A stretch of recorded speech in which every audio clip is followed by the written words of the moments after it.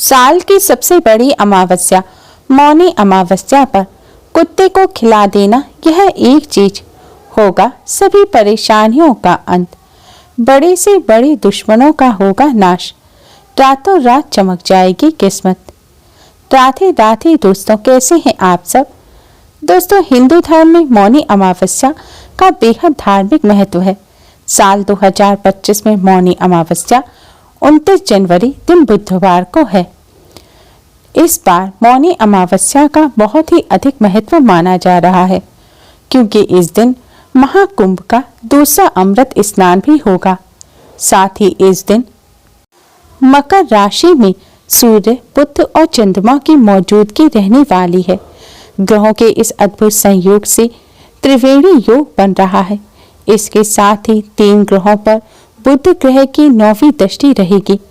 मौनी अमावस्या पर इस बार मालवीय राजयोग का भी निर्माण हो रहा है। मौनी अमावस्या पर श्रवण नक्षत्र शश राजयोग के साथ ही बुधादित्य राजयोग भी बन रहा है, जिससे इस बार की मौनी अमावस्या का महत्व कई गुना अधिक बढ़ गया है। मौनी अमावस्या का दिन भगवान लक्ष्मी नारायण के साथ ही पितरों को प्रसन्न करने के लिए बहुत खास माना जाता है।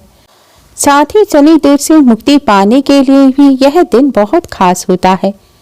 दोस्तों, अगर आप मौनी अमावस्या के दिन हमारी बताई हुई यह एक चीज कुत्ते को खिला देते हैं, तो इससे आपके सभी ग्रह दोष भी दूर हो जाएंगे।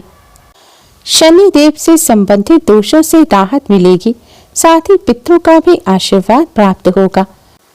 दोस्तों, जो लोग महाकुंभ में स्नान नहीं कर सकते, उन्हें आज के दिन घर पर ही जल में गंगा जल और काले तिल मिलाकर स्नान करना चाहिए।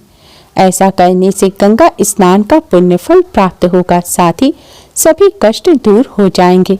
स्नान के बाद जल में काले तिल और कुश डालकर पितरों को जल अर्पित करना चाहिए। ऐसा करने से पितरों की आत्मा तृप्त होती है और पितरों का आशीर्वाद मिलता है। साथ ही भगवान विष्णु, माँ लक्ष्मी की कृपा से पापों से छुटकारा मिल जाता है और घर में सुख समृद्धि आती है। इस दिन स्नान, दान, श्राद्ध तर्पण करने का विधान है। इस दिन पितरों के निमित्त श्राद्ध तर्पण करने से पितृदोष से मुक्ति मिलती है। अमावस्या पर नकारात्मक ऊर्जा बहुत अधिक बढ़ जाती है, जो जीवन पर दुष्प्रभाव डालती है। नकारात्मक ऊर्जा से बचने के लिए इस दिन उपाय करना बहुत ही खास माना जाता है। अमावस्या के दिन किए गए उपाय अन्य दिनों की अपेक्षा कई गुना अधिक पुण्य फलदायी होते हैं और जल्द ही सफल हो जाते हैं। दोस्तों, आज की इस वीडियो में हम आपको अमावस्या के इस शुभ संयोग पर करने वाला एक बहुत ही आसान और असरकारक उपाय बताने जा रहे हैं। इस उपाय को करने से दुश्मन शांत हो जाते हैं, दुश्मन नुकसान पहुंचाना बंद कर देते हैं, पितरों की कृपा प्राप्त होती है, पितृ प्रसन्न होकर अपना आशीर्वाद देते हैं और पितरों के आशीर्वाद से बिगड़े कार्य भी बनने लग जाते हैं। कार्यों में आ रही रुकावट दूर होती है और घर में सुख समृद्धि आती है। साथ ही शनिदेव की कृपा प्राप्त होती है। शनिदेव से संबंधित दोषों से राहत मिलती है और सारे काम बनते चले जाते हैं। दोस्तों, वीडियो में आगे बढ़ने से पहले वीडियो को लाइक कर अपने फ्रेंड्स के साथ शेयर जरूर करें। अगर आपने हमारे चैनल को अभी तक सब्सक्राइब नहीं किया है, तो यूजफुल वीडियोस के लिए चैनल को सब्सक्राइब कर बेल आइकन को भी जरूर दबाएं। दोस्तों, उपाय करने के लिए सबसे पहले स्नान कर स्वच्छ वस्त्र धारण करें। अब आप अपने मंदिर के सामने आसन बिछाकर बैठ जाएं। भगवान जी के सामने एक दिया जलाएं और एक सुगंधित धूपबत्ती जलाएं। इसके पश्चात आप भगवान श्री गणेश को, भगवान लक्ष्मी नारायण को तिलक करें। आप कुमकुम या हल्दी से तिलक कर सकते हैं। तिलक करने के पश्चात अब आप भगवान जी को किसी फल मिष्ठान का भोग लगाएं। फल मिष्ठान ना हो तो शक्कर का भोग लगाएं। आप एक कटोरी में थोड़े से काले तिल लें और इस तिल की कटोरी को आप अपने मंदिर में रख दें। अब भगवान विष्णु जी के 12 मंत्र ओम नमो भगवते वासुदेवाय का जाप करें। दोस्तों, अगर आपके पास तुलसी की माला हो तो इस मंत्र का आप तुलसी की माला पर जाप करें। इस मंत्र का आपको 108 बार जाप करना है। शास्त्रों के अनुसार अमावस्या तिथि भगवान लक्ष्मी नारायण पितृदेव और शनि देव को समर्पित होती है।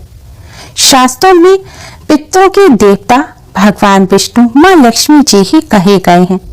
इसलिए पितरों को प्रसन्न करने के लिए, पितरों के कष्टों को दूर करने के लिए और पितरों का आशीर्वाद प्राप्त करने के लिए भगवान लक्ष्मी नारायण का पूजन करना अति आवश्यक है। मंत्र का जाप करने के पश्चात अब आप पितृदेव के इस मंत्र ओम पितृभ्य नमः का 11 बार जाप करें। दोस्तों, इस तरह पूजन करने के पश्चात अगर आप शनि दोष से पीड़ित हैं तो आप शनि देव के मंत्र ओम शम शनिश्चराय नमः का भी 11 बार जाप करें। आप मंत्र का जाप ना कर सके तो आप पितृ चालीसा और शनि चालीसा का भी पाठ कर सकते हैं। इस तरह पूजन करने के पश्चात दोस्तों आप भगवान श्री गणेश, भगवान विष्णु, मां लक्ष्मी जी को प्रणाम करें और अपने पितरों की आत्मा की शांति की प्रार्थना करें। पितरों को जो कष्ट हो उसको दूर करने की प्रार्थना करें। पितरों को मुक्ति दिलाने की प्रार्थना करें। इस तरह प्रार्थना करने के पश्चात दोस्तों आप फिर से भगवान श्री गणेश, भगवान लक्ष्मी नारायण और अपने पितरों को और शनिदेव को प्रणाम करें और जाने अनजाने में की गई सभी गलतियों की क्षमा मांगे और पितृदोष और शनि दोष को दूर करने की प्रार्थना करें। दोस्तों, इस तरह पूजन करने के पश्चात अब आप एक रोटी तैयार करें। आपको एक मीठी रोटी बनानी है। इसके लिए या तो आप शुद्ध जल से आटा मढ़ें और आटा मथते समय ही आटे में आप शक्कर या गुड़ डाल लें और फिर इससे एक रोटी तैयार करें। या फिर आप रोटी बनाते समय जैसे आलू के पराठे बनाए जाते हैं और स्टफिंग भरी जाती है, इस तरह आप आटा अगर साफ रखा हो तो उस आटे में आप गुड़ या शक्कर भर लें और फिर उससे एक बेल कर रोटी तैयार कर लें। दोस्तों, अब इस रोटी को आप एक प्लेट में रखें और इस पर घी लगाएं। घी ना हो तो आप सरसों का तेल लगाएं, लेकिन आपको यह रोटी चुपड़नी अवश्य ही है। अब इस रोटी को आप अपने मंदिर के सामने ले जाएं और आपके जो भी दुश्मन हो, जो भी आपको कष्ट पहुंचा रहे हैं, उन दुश्मनों को शांत करने की भगवान से प्रार्थना करें। कष्टों को दूर करने की प्रार्थना करें। इस तरह प्रार्थना करने के पश्चात दोस्तों यह जो तिल आपने मंदिर में रखे थे, इन तिल को आप इस रोटी पर डाल दें और पितरों की आत्मा की शांति की प्रार्थना करें। इस तरह प्रार्थना करने के पश्चात दोस्तों अब यह रोटी ले जाकर आप किसी कुत्ते को खिला दें।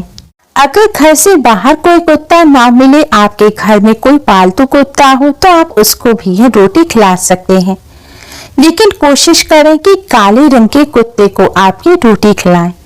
अगर काले रंग का कुत्ता ना हो तो आप किसी और रंग के कुत्ते को भी इस रोटी को खिला सकते हैं। अगर मेल डॉग ना मिले तो आप फीमेल डॉग को भी इस रोटी को खिला सकते हैं। दोस्तों, शास्त्रों के अनुसार पितृपक्ष की तरह ही अमावस्या तिथि पितरों को समर्पित होती है। पितृपक्ष में पितरों की आत्मा की शांति के लिए पंच बलि दी जाती है।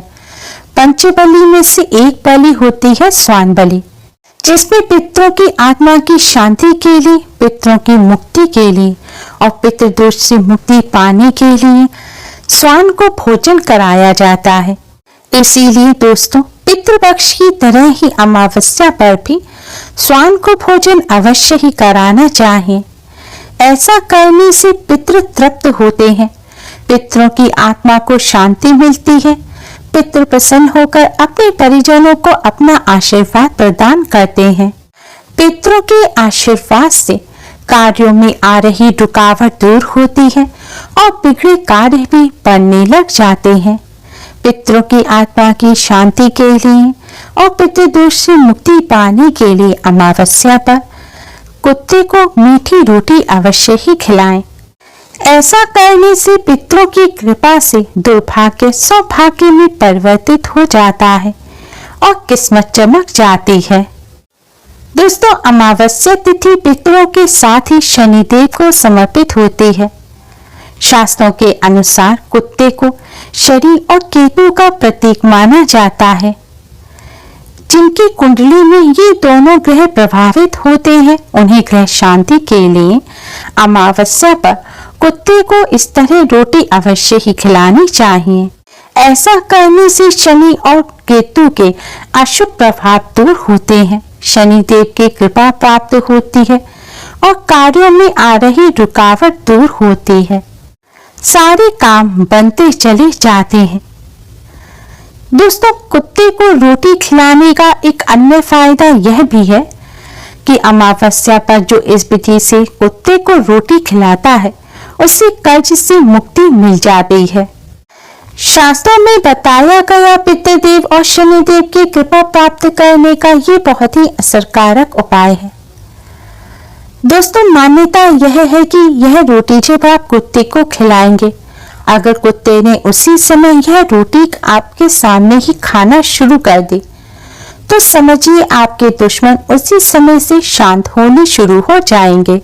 अमावस्या पर इस तरह कुत्ते को भोजन कराने से कष्टों से छुटकारा मिलता है, कार्यों में आ रही बाधा दूर होती है और जीवन में खुशियां आती हैं। दुर्भाग्य भी सौभाग्य में बदल जाता है, किस्मत साथ देने लग जाती है। दोस्तों, उपाय करते समय आपको कुछ बातों का विशेष ध्यान रखना है। आपको इस रोटी के ऊपर काले तिल ही डालने हैं, क्योंकि काले तिल पितरों को और शनिदेव दोनों को ही अति प्रिय है। पितरों के निमित्त जो चीज निकाली जाती है, अगर उसमें काले तिल ना डाले जाए तो वह भूत प्रेत को जाती है, और अगर उसमें आप काले तिल डालेंगे तो वह आपके पितरों को लगेगी, यानी कि आपके पितृ तक पहुंचेगी। दोस्तों, वैसे तो इस उपाय को आप अमावस्या पर किसी भी समय कर सकते हैं, लेकिन हो सके तो संध्या काल के बाद रात्रि के समय आप किसी समय इस उपाय को करें।